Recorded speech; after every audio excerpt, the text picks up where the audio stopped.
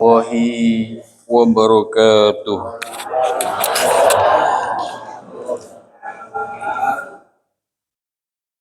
Innal hamdalillah nahmaduhu wa nasta'inuhu wa nastaghfiruh wa na'udzu billahi min shururi anfusina wa min sayyiati a'malina.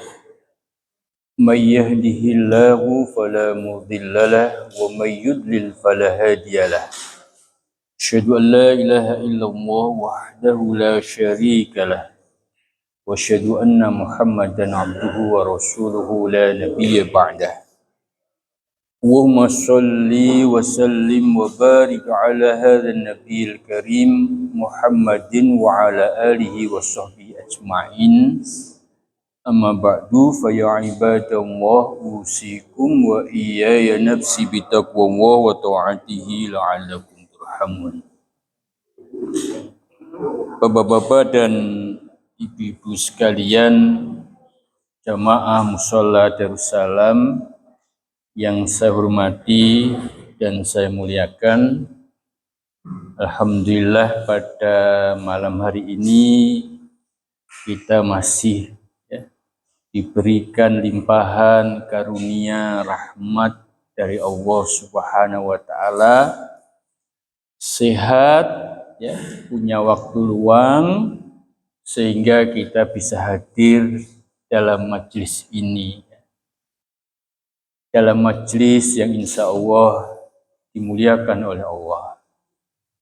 Mudah-mudahan seluruh upaya kita dalam menghadiri majelis ini dicatat oleh Allah sebagai amal yang soleh. Amin. Bapak-bapak sehat? Alhamdulillah. Ibu-ibu sehat? Alhamdulillah. Jadi kata Rasulullah itu ni'matani maghbunun katsirum minan nas as-sihhah wal faragh.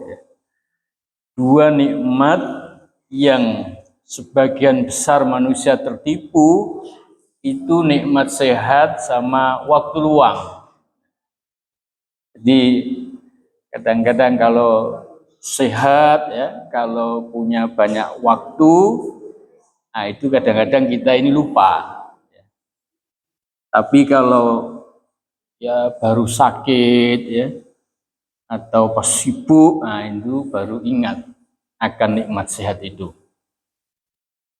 Satu ketika, bapak-bapak dan ibu sekalian, ada seseorang itu yang sakit gawat. Karena sakit itu dia harus karena terkait dengan pernafasan, dia harus dibantu dengan oksigen. Nah, dia itu pakai ventilator. Karena ventilator, dia harus beli oksigen itu.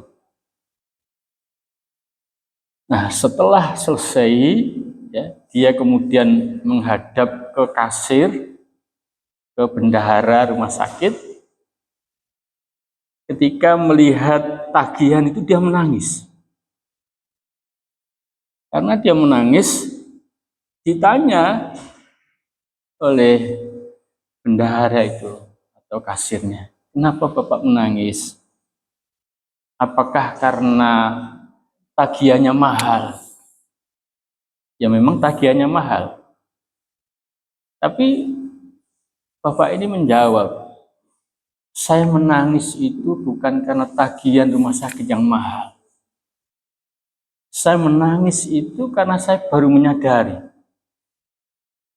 ternyata nikmat Allah yang berupa oksigen itu sangat mahal. Karena ketika dia dibantu pernafasannya menggunakan ventilator, dia harus membayar oksigen. Oksigennya itu per liternya itu puluhan ribu. Sehingga kalau dikalikan dengan berapa liter dia membeli oksigen untuk membantu itu kemudian jadi puluhan juta. Nah, sementara sebelum dia itu sakit dan dia harus beli oksigen, Itu tiap hari dia ini bernafas menggunakan oksigen dan Allah tidak pernah mengirimkan tagihan. Nah, di situ dia baru sadar. Jadi nangisnya itu bukan karena tagihan rumah sakit yang mahal, tapi karena selama ini dia tidak menyadari bahwa nikmat Allah yang berupa oksigen itu begitu berarti dan begitu penting. Nah, dia menyadari saat sakit, saat butuh. Nah, ini kadang-kadang kita ini, kata Rasulullah, sering tertipu dengan nikmat sehat. Di dalam kitab Minhajul Qasidin yang kita bahas secara rutin, yang ditulis oleh Ibnu Qudamah Al-Maqdisi, itu juga dikisahkan. Ada orang yang berusaha tapi sering gagal, bangkrut. Nah, kemudian dia itu mengeluh menghadap kepada seorang ulama.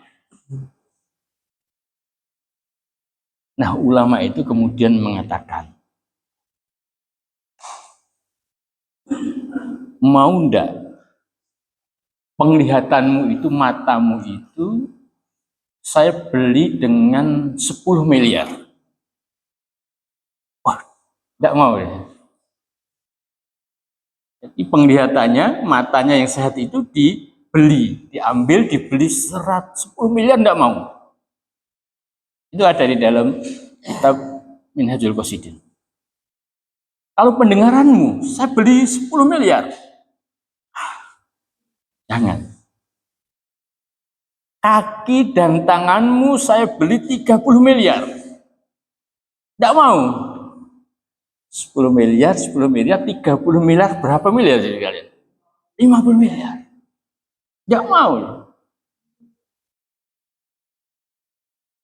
Nah, artinya sekalian, meskipun kita tidak memiliki apa-apa, tapi dengan kesempurnaan fisik kita dan sehat kita, kita ini kaya sekali. Kita ini kaya sekali. Sehingga dari kisah ini mengajarkan kepada kita, kalau hanya persoalan rezeki yang kurang, ya, kemudian ya yang untuk makan seret dan lain-lain, nah ini masih ringan.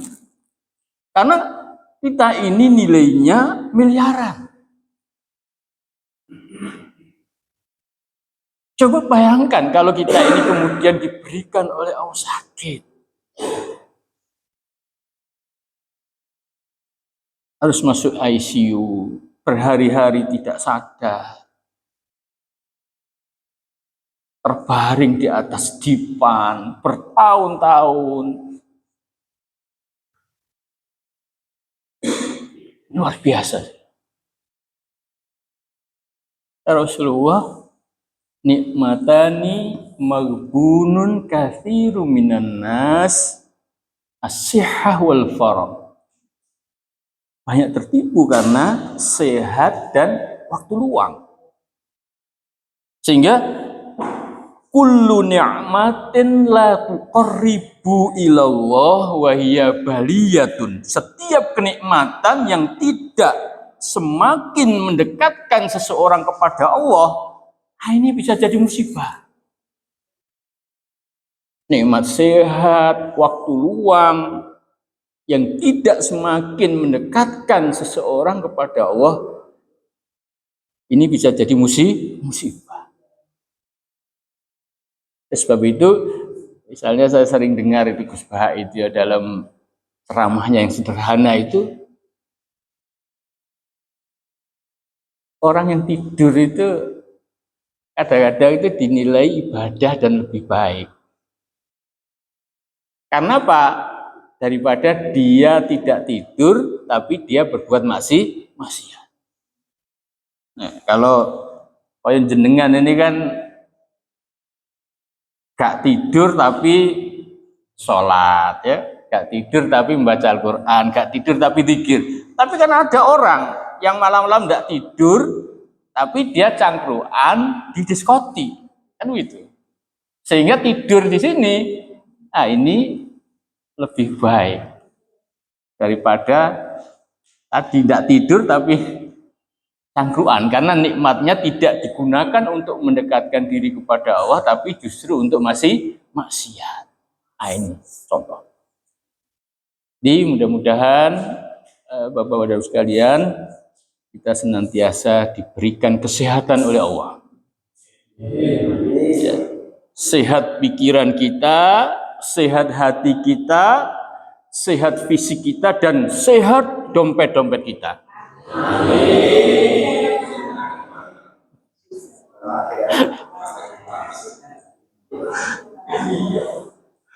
Kalau sehat dompetnya tapi fisiknya tidak sehat, kita juga tidak bisa menikmati. Nih, saya sering sampaikan olahraga.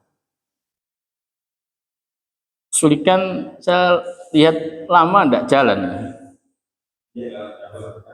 Oh ya. Pak Parsi, saya tadi pagi lihat goes ya. Oh, luar biasa, ini harus. Saya lihat ya, Pak Parsi, dia kostum lengkap ya. Tidak kelihatan karena pakai ini, luar biasa. Nah, teman-teman sekalian, hidup ini memang tidak lepas dari ujian. Saya beberapa kali ya melakukan semacam wawancara ringan ya, atau interview, karena saya juga ingin belajar. Kenapa orang itu dia memiliki kemampuan untuk bertahan, untuk survive, padahal kondisinya itu tidak menguntungkan. Saya ingin tahu bagaimana dia menghibur, ya, membahagiakan dirinya dalam kondisi-kondisi yang sulit. Ada orang yang anaknya 5, ya, suaminya tidak kerja, istrinya hanya tukang jahit misalnya. Nah, ini bagaimana dia bisa survive? Ada seorang pensiunan, ya, laki-laki, dia memiliki 2 anak, 1 sudah berkeluarga, 1 perempuan berkebutuhan khusus. Dan dia harus merawat dia. Mandikan, ya, menyiapkan makanan. Dia tidak bebas kemana-mana. Saya tanya, apa resepnya, rahasianya sehingga dia ini bisa survive? Bisa membahagiakan dirinya, memotivasi dirinya untuk kuat. Ada orang yang dulunya kaya,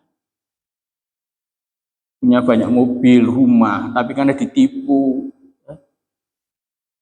dia harus ngontrak, dia kehilangan pekerjaan. Ini bagaimana? Dan saya melihat banyak ya hari-hari ini dari teman-teman kita ini juga kesulitan secara ekonomi. Nah, rata-rata saudara sekalian, ketika dia bisa survive, ketika dia bisa memotivasi diri itu, karena dia menyadari bahwa apa yang terjadi pada dirinya itu karena takdir Allah. Itu adalah sudah merupakan ketetapan Allah. Apapun yang terjadi, itu semua sudah dicatat di Lauhul Mahfuz. Sehingga dengan mengokohkan keyakinan akan iman kepada takdir itu, dia kemudian lebih mudah untuk ikhlas.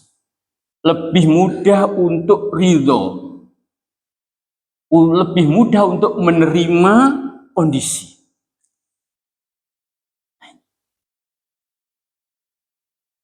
Gimana lagi Ustaz? Ini kan sudah takdir Allah. Bahkan dia sampai pada kesimpulan bahwa apa yang kita lakukan, apa yang terjadi pada diri kita itu adalah bagian dari menjalankan takdir Allah. Sehingga dia bisa survive. Nah, untuk meningkatkan keimanan itu, kemudian dia belajar untuk semakin mendekat kepada Allah. Rajin beribadah, rajin sholat, wajib ya mulai dirutinkan. Dalam rangka apa? Mengokohkan keyakinan akan kekuasaan Allah, mengokohkan keyakinan ya, akan takdir Allah.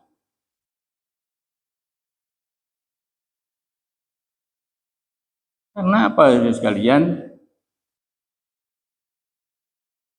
Ya banyak hal-hal yang kita inginkan ternyata memang tidak sesuai dengan keinginan kita. Ada yang pengen, aku pengen dibujuk dokter, ternyata oleh perawat. Ya itu kan bisa. Iya. Ono sing pengen, kok anakku cek jadi pramugari, ternyata jadi pramuniaga. Ya kan itu kan semua sudah kehendak Allah. Kok anakku habis lulus, mudah-mudahan dapat kerja yang enak, terus bisa berkeluarga.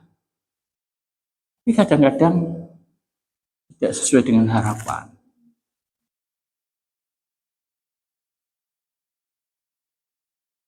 Anak limo misalnya, sing papat wapi, sing siji rodok bandel, gitu. Kan bisa jadi. Ada itu ya, seseorang datang kepada kiai, anaknya telu, sing bandel siji, ditakoki, anakmu piro? Telu. Sing bandel piro siji? Sing apik?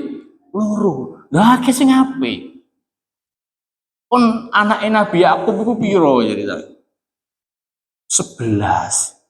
Sing apik loro Bunyamin karo Yusuf. Sing songo bandel.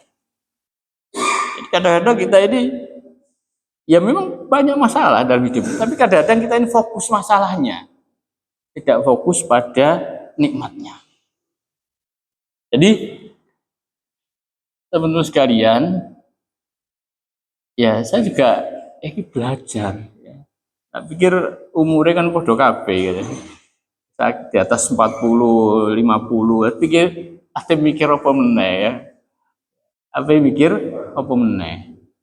Ya, kita kan pengen hidup kita itu tenang ya, bahagia, tidak ada masalah. Nah, menurut saya ada 5 hal yang perlu kita fokuskan dalam hal ini. Ya, ini saya juga belajar. Satu tadi ya, mengokohkan keimanan kita kepada Allah dan kepada takdir. Karena semua kemudian saya interview ya larinya ke sana. Ini semua kan sudah takdir Allah. Satu. Yang kedua, teman-teman sekalian, yang memiliki kuasa, yang memiliki kehendak. Qulillahumma malikal mulki tu'til mulka man tasha wa tanzi'ul mulka mimman tasha wa tu'izzu man tasha wa tudhillu man tasha biyadikal khair innaka ala kulli syai'in qadir. Sesungguhnya Allah ini kan pemilik kekuasaan. Malikal mulki. Allah memberikan kekuasaan kepada orang yang dikehendaki. Dia mencabut tanzi'ul mulka mimman tasha. Dia mencabut kekuasaan dari orang yang dikehendaki tu'izzu man tasha. Allah juga memuliakan seseorang yang dikehendaki dan Allah menghinakan. Wa tudhillu man tasha biyadikal khair. Semua kebaikan itu ada pada Allah. Maka kalau kita ingin mulia di dalam hidup kita, ya, kalau kita ingin dimudahkan oleh Allah dalam hidup ini, ingin diberkahi oleh Allah dalam hidup ini, diberikan jalan keluar dari setiap persoalan, ya, mintalah kepada Allah, mendekat kepada Allah. Maka yang kedua ini adalah meningkatkan ketakwaan kita kepada Allah.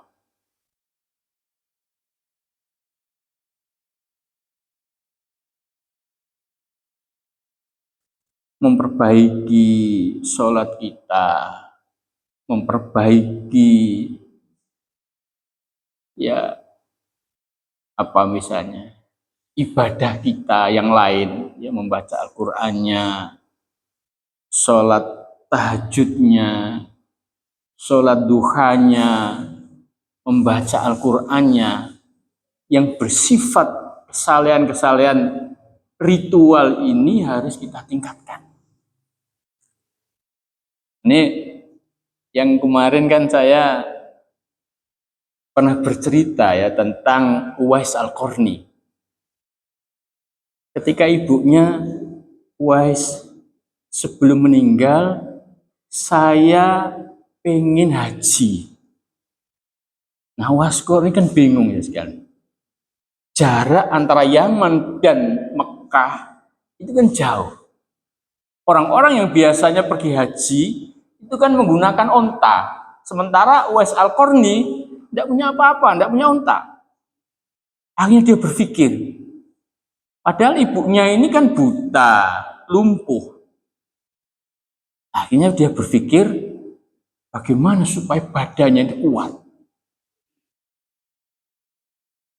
Beli domba kecil, digendong, tiap hari itu naik turun gunung, naik turun bukit.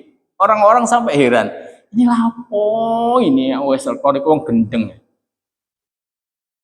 Setahun, 2 tahun, sampai 8 tahun, sampai dombanya itu bobotnya 100 kilo.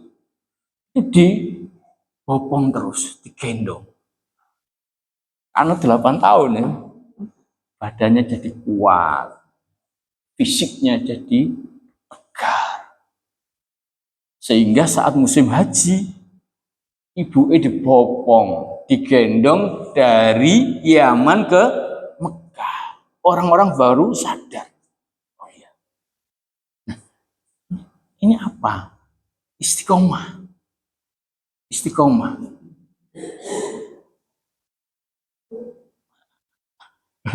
Aku bayang dari kalau Pak Rudi ini zikir terus tiap hari, tiap malam itu mungkin jaluk karo Gusti Allah langsung kabul no. Bertahun-tahun melatih ya. Mempertajam.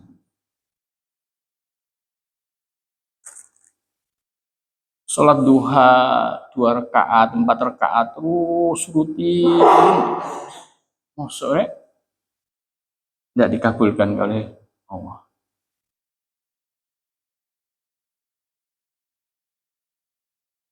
Aku sholat duha bertahun-tahun gak sugi-sugi.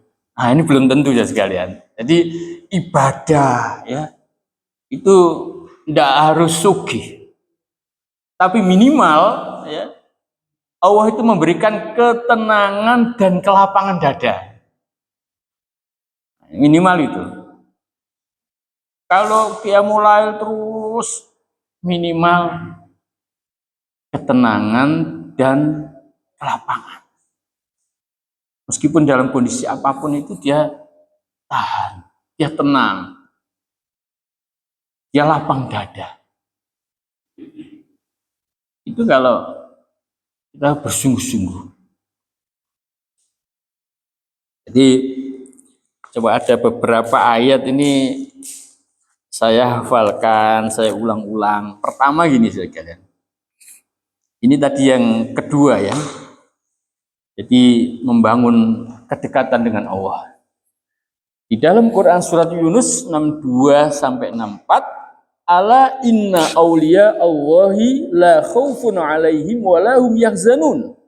Alladzina amanu wa kanu yattaqun lahumul busra fil hayati dunya wa fil akhirah la tabdila li kalimatillah dzalika wal fawzul azim. Ingatlah, wali-wali Allah itu tidak ada rasa takut dan pada mereka dan mereka tidak bersedih hati. Jadi wali-wali Allah, kekasih-kekasih Allah itu dia tidak memiliki rasa takut dan rasa sedih. Nah, siapa wali Allah itu? Alladzina amanu wa kanu yattaqun. Mereka itu adalah orang-orang yang beriman dan senantiasa bertakwa. Jadi iman yang dan takwa kuncinya. Terus umur sakmene ini kan masih ngoyo kerja gak rasuki. Nah, saya berpikir kenapa awake dhewe gak ngoyo ibadah, gak ngoyo zikir. Kalau memang masih kita memiliki usaha, ya tidak apa-apa. Kita juga harus berusaha dengan sungguh-sungguh, ya sesuai pekerjaan kita. Karena itu juga perintah Allah untuk menjadi rezeki. Tapi sing wis rezekine mengalir, wis digunakan untuk ini luar biasa. Kemudian pensiunan Mbak Zul, itu kan uang rezekinya sudah mengalir itu. Nah, itu tinggal fokus ke sana. Sing guyu-guyu pensiunane akeh Mas Solihan. Bagus ya, Mas.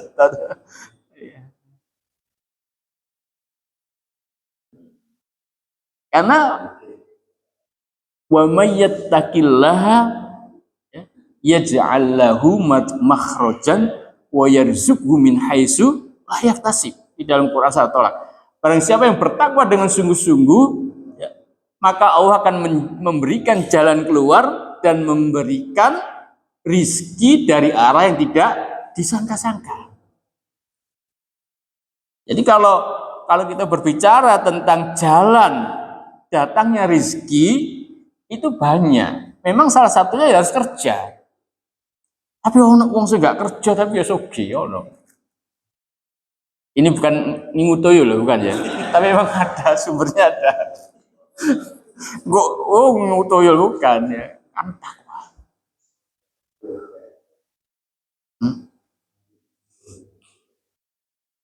Bayang no, sing wis gak duwe penggawean tapi wis duwe rezeki. Ya, kalau fokus ke sana ini luar biasa. Alladzina amanu wa kanu yattaqun. Ya, mereka adalah orang-orang yang beriman dan orang-orang yang bertakwa. Nah, di ayat lain misalnya yang sering saya sampaikan, innallaha ma'alladzina taqau walladzina hum muhsinun. Sesungguhnya Allah itu beserta orang-orang yang bertakwa dan orang-orang yang senantiasa berbuat kebaikan.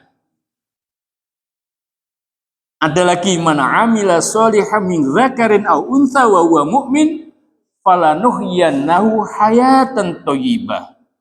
Barang siapa yang beramal soleh, baik laki-laki maupun perempuan, dan dia orang yang beriman, maka kata Allah, pasti aku akan berikan kehidupan yang baik. Jadi kuncinya di situ. Kalau masalah usaha itu, ya ini penyebab turunnya rizki dari Allah kepada kita. Tapi ada yang tidak bekerja, sugih. Saya oleh warisan ya. Nah, kiai-kiai oleh salam template gitu. Kita siapa yang nemplei salam? Gak ono sing salaman nemplei. Iya, iya. Kok iya mungkin warisan. Kok anak sukses ya dari anak-anaknya ya. Jadi dengan banyak berzikir dan mendekat kepada Allah, anak-anaknya dimudahkan rezekinya oleh Allah. Nah kita kecipratan oleh rezeki lewat anak kita, misalnya warisan. Ya Allah, ya. Nah eling, sawo eling ya. Mulane kan supaya eling itu kita harus banyak dikirim pada Allah. Oleh teko dulure kan bisa. Ya, oleh dulure, oleh teko koncone kan macam-macam ya. Jadi pertama mengokohkan kembali, meningkatkan kembali iman kepada Allah, ya, kepada hari akhir dan iman kepada takdir. Baliknya kepada takdir Allah. Yang kedua, membangun kedekatan dengan Allah. Yang ketiga, kedekatan dengan manusia.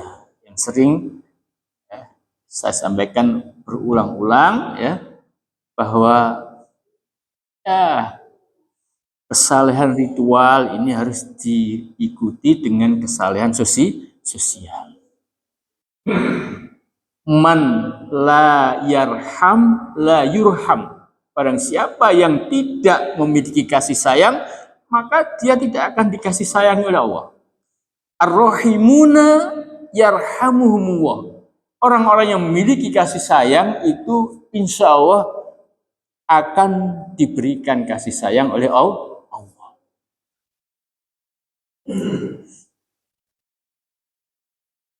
Ya sekalian, ini hadis ini terus terang saya sangat terkesan dan saya hafalkan memang ya.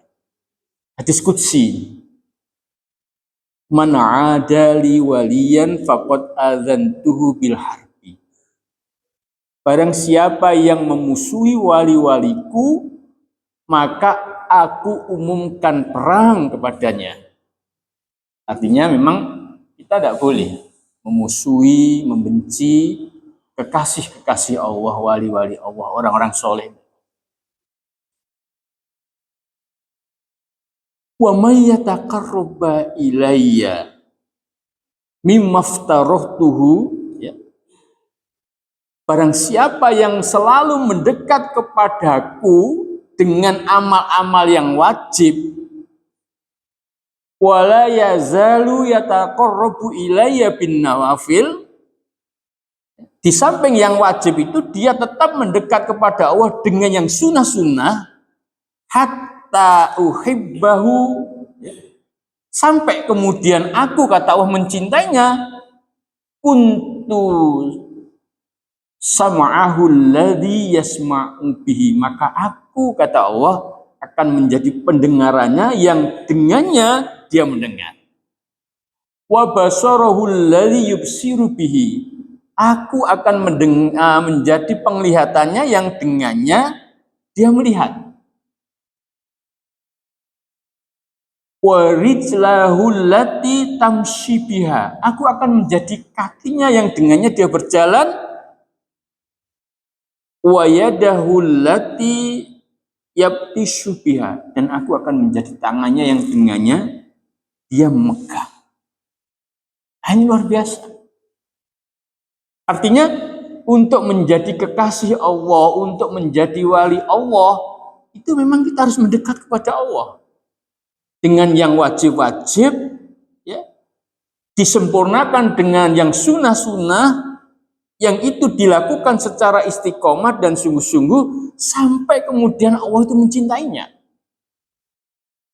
Kalau sudah Allah mencintai, saudara sekalian, kita ini akan dibimbing. Jadi tidak bisa diartikan secara literal kemudian kita melihat dengan penglihatan Allah, enggak. Tapi artinya adalah kita dibimbing. Penglihatan kita dibimbing, dibuat melihat yang baik-baik, pendengaran dibimbing oleh Allah, diarahkan untuk mendengar yang baik. Kaki kita juga diarahkan oleh Allah, dibimbing melangkah ke tempat yang baik, dan tangan kita juga begitu. dibimbing oleh Allah. Kalau kita ini kan, mama bukan kita, karena saya ini kadang-kadang masih jelalatan jadi sekalian. Bapak nggak tahu ya, dulu itu oleh diteluk atau gak itu kan kadang-kadang saya tidak bisa milih-milih karena belum dapat bimbingan Pak Sentot. Mohon maaf Pak Sentot. Pendengaran juga begitu. Makanya kalau saya itu berwudu terus terang, ya ini juga mungkin bisa dilakukan. Ketika membasuh muka itu berdoa, ya Allah ampunilah dosa-dosa yang dilakukan oleh mata. Membasuh telinga, ya Allah ampunilah dosa-dosa yang dilakukan oleh telinga kita. Tangan juga begitu. Nah ini ada ya nilai-nilai dan nuansa spiritualnya ketika kita berwudu. Gak cuculan pokoknya basuh enggak. Ya Allah ampunilah dosa-dosa yang dilakukan oleh mata saya dalam hati. Soalnya matanya dewi kata jelalatan. Sorry Pak Barsi, mata saya maksudnya. Jadi kalau cinta begitu. Gini-gini sekalian. Ini memang kadang-kadang harus kita hafalkan, kita ulang-ulang, kita renungkan. Ini salah satu fokus. Kadang-kadang kita ini kan belajar kemana-mana, dapat ilmu yang banyak, tapi kadang-kadang nggak nyantol. Nah, mana yang kita betul-betul ya dalami, kita renungkan, kita jalankan itu kadang kita kadang-kadang enggak. Ilmunya kayak saya kadang-kadang berpikir gak perlu akeh-akeh. Atau kita dapat ilmu banyak enggak apa-apa, tapi ada beberapa yang penting yang memang harus kita terapkan. Nah, saya belajar dari ilmunya Bruce Lee. Bruce Lee, Bapak-bapak sekarang kenal ya, Bruce Lee itu kan ahli karate. Nggak tahu Pak Senta aja. Jadi kalau seneng saya kalau dulu filmnya Bruce Lee itu seneng. Nah, tapi ya Bruce Lee itu juga punya konsep, punya moto. Beliau mengatakan gini, saya lebih takut kepada orang yang belajar satu tendangan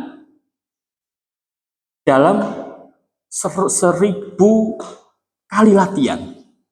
Jadi dia melatih satu tendangan tapi 1000 kali. Daripada orang yang menguasai atau tahu ya latihan 1000 tendangan tapi hanya sekali. Jadi mungkin kalau satu tendangan tapi dia melatih sampai ribuan kali itu mungkin sangat bertenaga. Gitu. Kalau pukulannya langsung KO. Daripada dia belajar 1000 tendangan atau 1000 pukulan tapi hanya belajarnya sekali 2 kali, kurang bertenaga.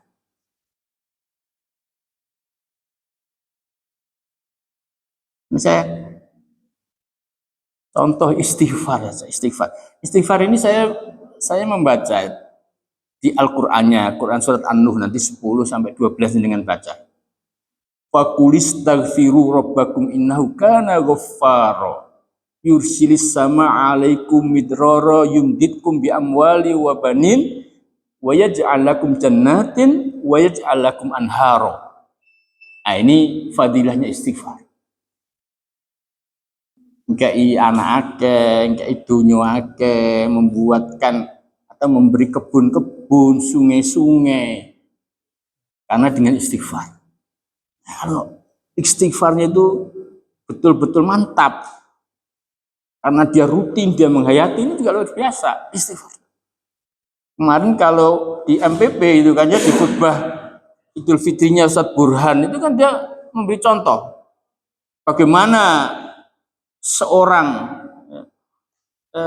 ibu-ibu yang punya anak, ya, punya sakit tulang, yang dia harus dioperasi. Tapi karena dia mampu untuk membawa anaknya itu ke Pakistan, dokter yang mau ke lupa saya ke India atau mana itu sampai dibawa atau diarahkan oleh Allah sampai ke tempatnya dia. Bagaimana seorang pedagang roti ya, Karena sering membaca istighfar, semua keinginannya dikabulkan kecuali satu. Ingin ketemu dengan Imam Ahmad. Imam Ahmad itu sampai keluyuran omai tukang roti itu ditarik ya, dengan istighfarnya tukang roti. Itu saya baca keajaiban istighfar itu. Beliau mungkin juga mengutip dari situ. Buku itu tak simpen bertahun-tahun. Tapi karena istighfar ya kurang istiqomah ya kadang-kadang ya. Saya nggak mau istiqomah jadi TKW repot lagi. Termasuk kemarin itu saya bagi tasbih digital itu juga saya berlatih. Sergap terus saya burung 5.000 saya kira untuk laline, tapi nanti tak dirutikan lagi.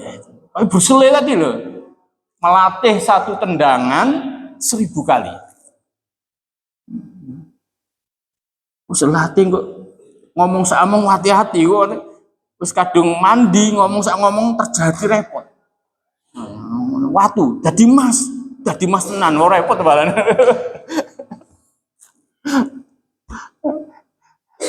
Nah, yang baru 3 tadi ya. Jadi keimanan ditingkatkan, kedekatan kepada Allah, kedekatan dengan manusia. Yang keempat, ikhtiar yang maksimal. Kalau kita masih produktif, ya, ikhtiarnya maksimal.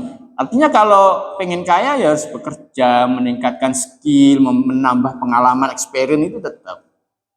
Ya, kalau ingin pinter ya belajar itu harus. Yang kelima, selebihnya tawakal kepada Allah.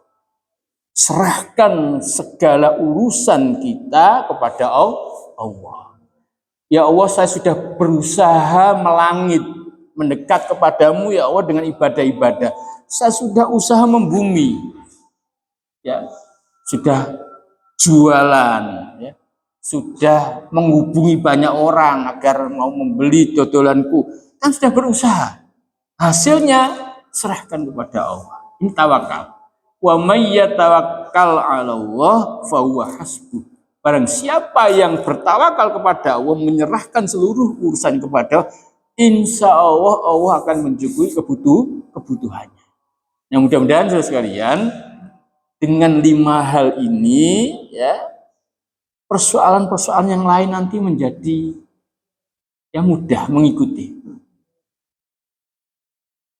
Minimal rezeki ini yang berupa uang tidak lancar ya, hatinya tenang ya.